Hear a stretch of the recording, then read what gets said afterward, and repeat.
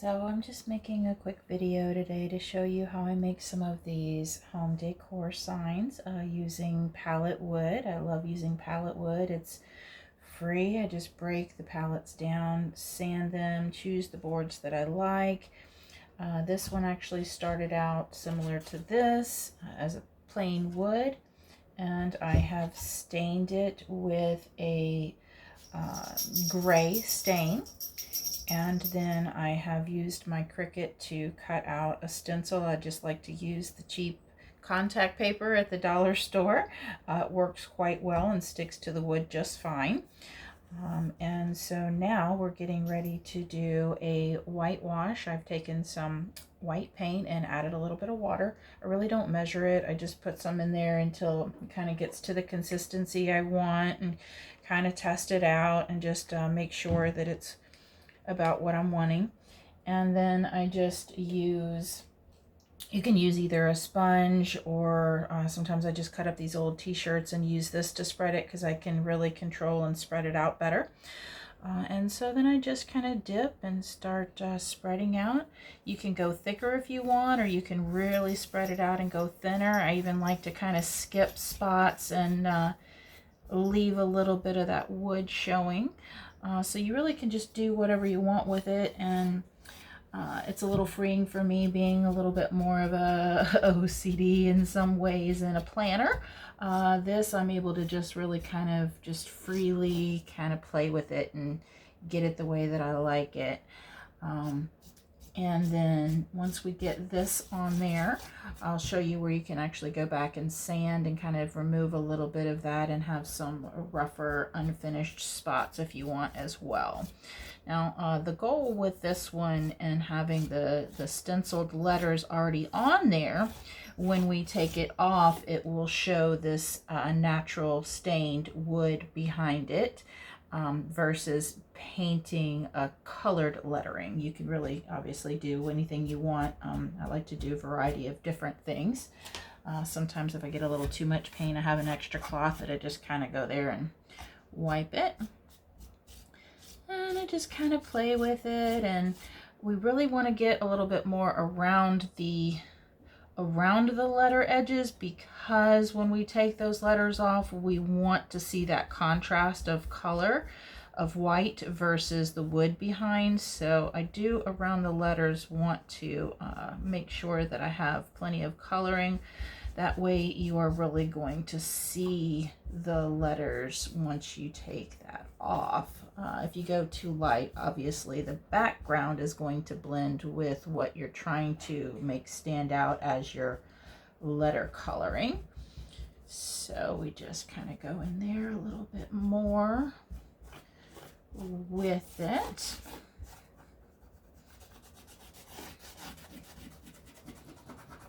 And then I leave a little less on the edges to give that kind of natural worn farmhouse look that's so popular.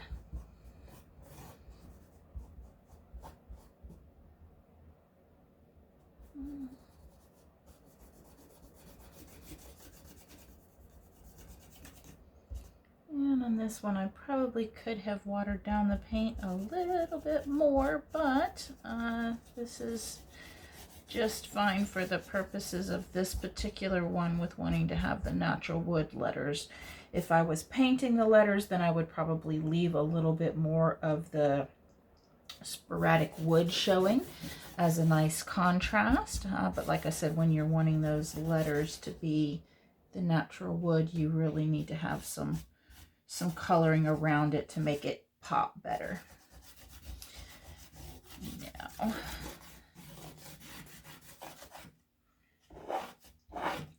and another thing you can do, what I did on the back, since I didn't have the lettering to worry about, I went a little bit lighter, and you can see here there's actually some brush marks. I just took the brush and dipped it in here like this, just get a little bit of light paint there, and you just do some quick little strokes like that, and you get that dry brush look, which is really cool too.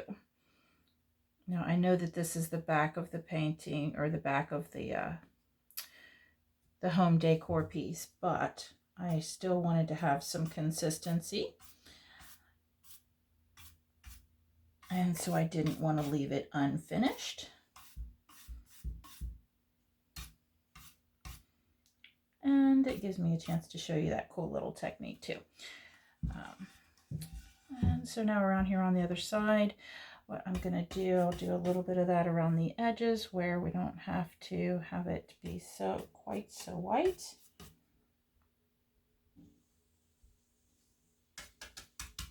Sometimes if you get a little too much on there, I always keep a nice little plate handy to get some of that extra off.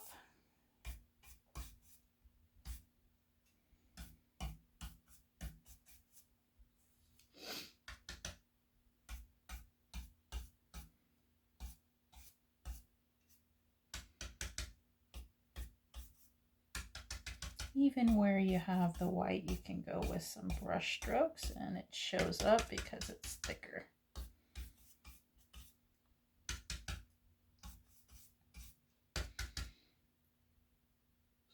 And while it is just random, after a little while it all kind of starts to look more intentional.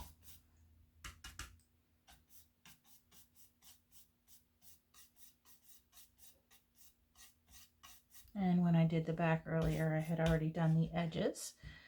So as you can see, the edges are a little painted there. And we're just going to hit that a little bit with the dry brush, like so.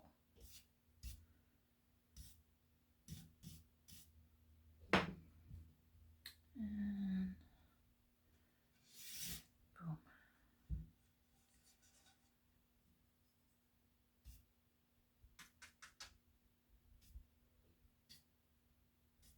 Little spots of lighter and darker. Love that.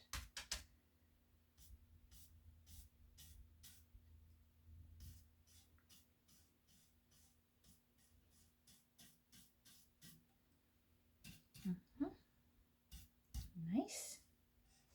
Check the other edge.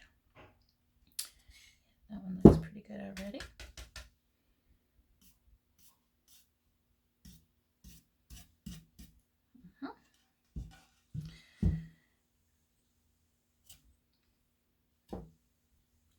Too much there. Before it dries, you do have the opportunity to kind of rub some of those spots. And you can also come with a, this is actually 220. It's probably a little bit finer than what you need for this. I think I have a scrap piece here that is 80. The higher the number, the softer it's gonna, the smoother the finish it's gonna make it. So your 220 or even goes up to like 1,000. Those are your finishing sanders. Whereas when you start out with a rough piece of wood, you want like an 80 or a 60 to really wear down the rough spots faster. For these purposes, really, either one would work, but I want to get a couple of nice, real rough scratches in there. And I just fold it like this so that I can get finer lines of it. See that? There. Like little worn scratch marks.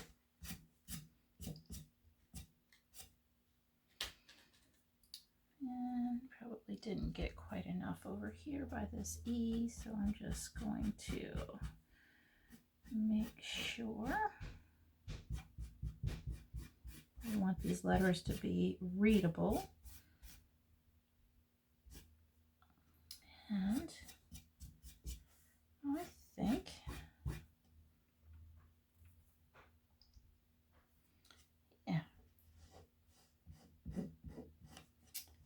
think that's gonna about do it.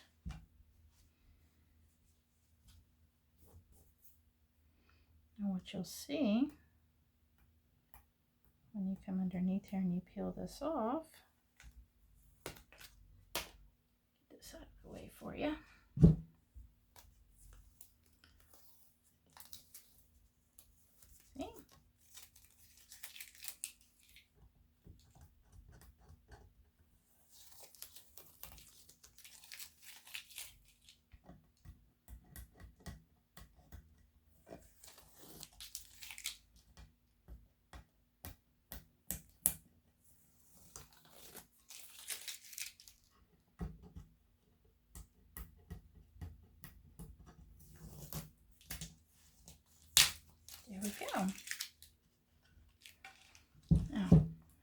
see. It says home. And I have another stencil made that says bless this, and so it will go right there like that. And we'll paint that with some nice dark gray paint so that it stands out and pops.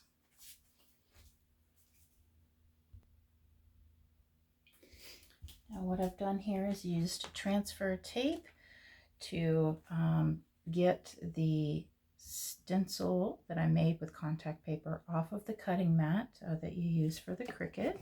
All this was designed in the Cricut design space and then cut with the Cricut cutter. I have a maker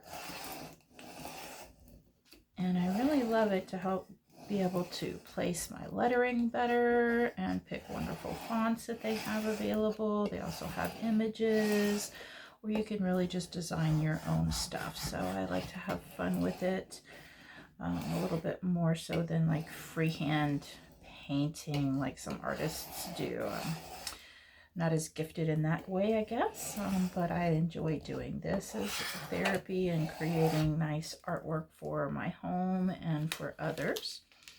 So yeah, you just use the little spatula to make sure that it's nice and stuck. And then you just begin to kind of pull it away, making sure you're not leaving any of the lettering behind. Sometimes the insides of the letters, the inside of the E, the inside of the L, things like that kind of want to stick. So you just want to make sure to go slow and catch everything. This contact paper does really stick to the wood well. Especially if you give it a nice little sand first.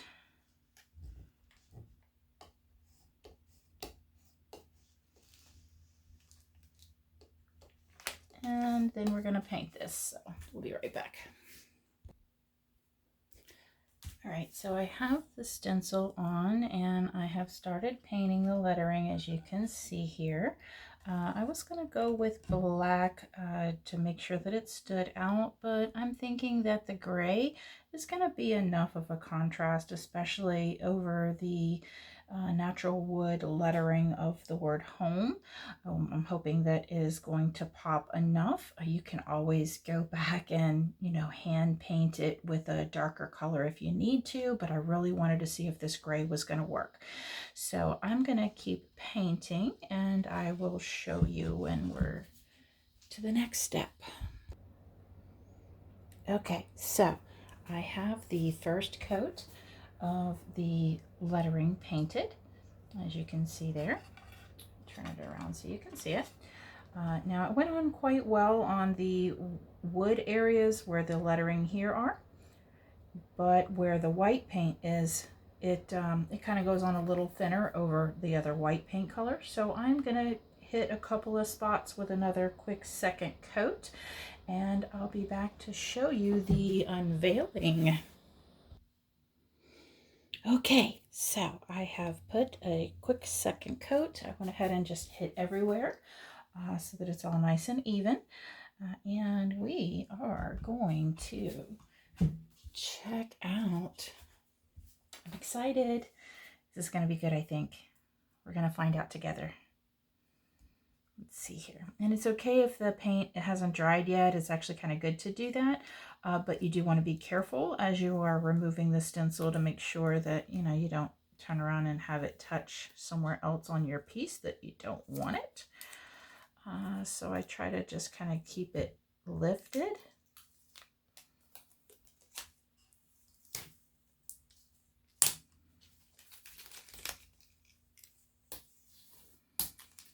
And there'll be some of those inside pieces we've got to go back and remove, but okay. All right, use my nifty little weeding tool here to go ahead and get the rest of that up, and just be careful to not scratch your wood surface.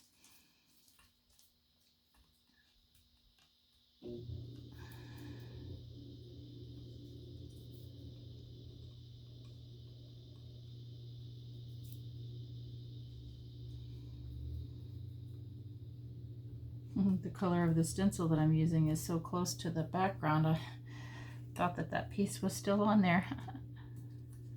Okay.